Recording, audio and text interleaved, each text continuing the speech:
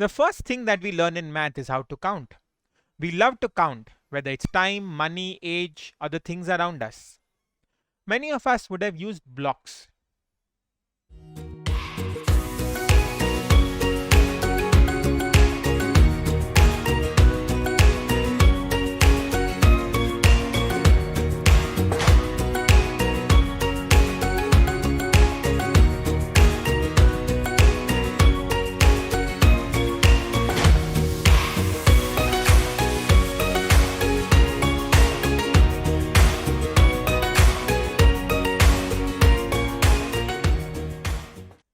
Now, once we have counted, we have to find a way to write the number of things, the total number of things that we have counted.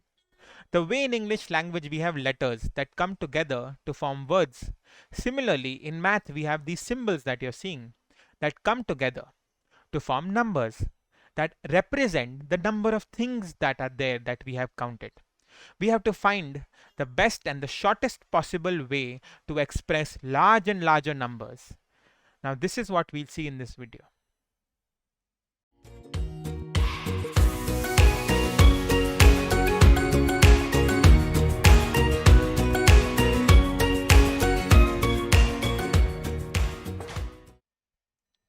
So let's start with something very basic. We have to count and we have to find a way to write what we count using our 9 symbols from 1 to 9.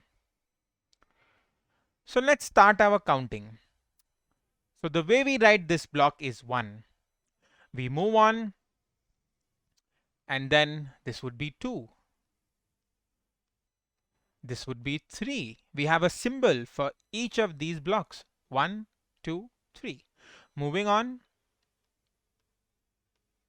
4, 5, 6, 7, 8, 9. 1, 2, 3, 4, 5, 6, 7, 8, 9. Now what beyond these? What is the next? One more block to 9, and how do we write it? Of course, I know you know that, but there's something different that we need to understand. Think, we have only 9 symbols. We don't have any more symbols. So what do we do? Think. So the next total number of things that we can count after 9 would naturally be 9 plus 1 more, which will be 10. Now we have to find a way to write these 10 blocks. How do we write it? Now we have used all of these symbols. Please understand that these are just symbols. In Hindi, we would write 4 like this. So we already used them. So what do we do next? So let's see. Now, the first thing that I need to do is I would take this block here and I have to start joining it.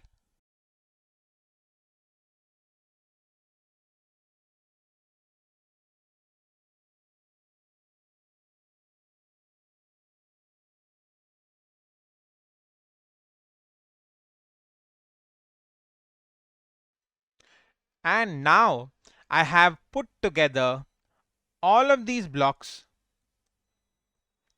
As you can see, I've stacked them on top of each other, and this is what we called 10 blocks put together, which is what we call a 10.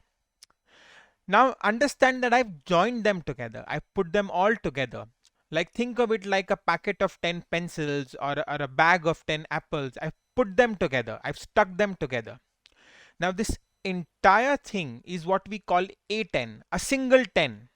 Like a bag of 10 things, a bag of 10 biscuits, a packet of 10 biscuits, a bag of 10 potatoes. It's like a packet.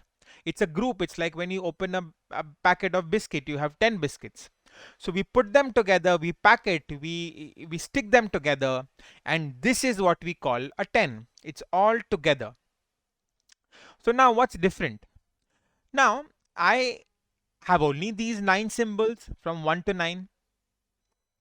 And I have to find a way to write all of this. This is what we call a 10. So how do I write that? Because I've stuck them all together, I'm again going to call this 1. You might wonder, we've used 1 for this single block here. We are using 1 for this pillar. Let's call this 10 a pillar. Well, we can use it, why not? So if I have to write 10, I would just say 1, and besides it I can write, let's say 10, or I can draw this pillar here. So you might think 1 can be used for the block, which is 1 units. 1 can be used for this pillar, which is tens. So what do? It will lead to confusion. If I tell you 1, you would ask 1 what? 1 packet of 10 or 1 single block? So we found a way. What did we do? We said, okay, we'll use 1, and we'll also use 1 for the units, which is ones place. This is 1, this single block here. And we'll also use 1 for tens. Now what is tens? This entire pillar here is what we call a 10, a single 10. Think of all this entire pillar as 1 in your mind, the way you thought of this block as 1. Now whenever we write any number, we have now created positions. This is the first position, this is the second position. Now 1 when we write here means ones, and 1 when we write next to it on the left side, which is what we call tens.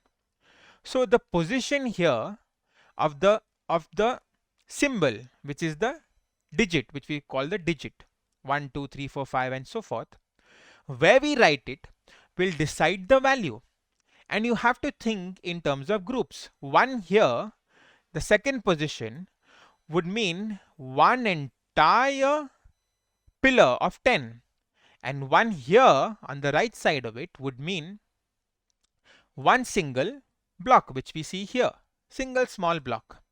Now you might wonder if 1 next to it and 1 1 1 would mean 1 10 and 1 ones, but we want to write just 1 10. What do? Do I every time have to write 1 10, or do I have to write it this way? I have to put 1 next and then draw this entire pillar? No, we have a better way.